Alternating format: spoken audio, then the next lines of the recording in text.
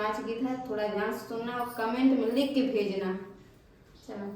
सखी हमरे जोगे दूल्हा मिलत नाई के, सखी हमरे जोगे दूल्हा मिलत नाई के, होए मिलत नाई के, होए मिलत नाई के, सखी हमरे जोगे दूल्हा मिलत नाई के, सखी हमरे जोगे दूल्हा मिलत नाई के।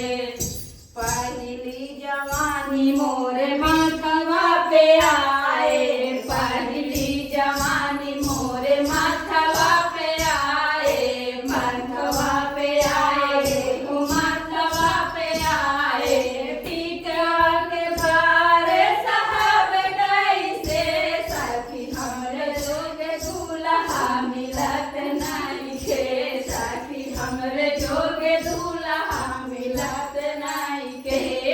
मिलत नाई के, मिलत नाई के, सखी हमरे जोगे दूल्हा मिलत नाई के,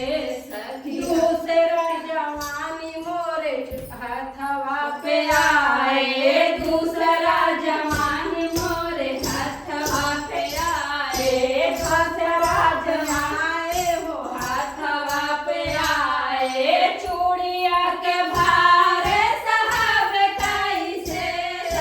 चूड़िया के भार साहब कैसे,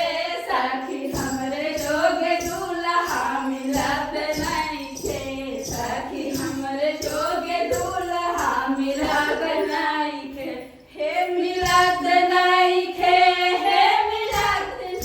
के, सखी हमरे जोगे दूल्हा मिलत नाई के, सखी हमरे जोगे दूल्हा मिलत नाई के। सरी जवानी मोरे कमर में आए, तीसरी जवानी मोरे कमर में आए, कमर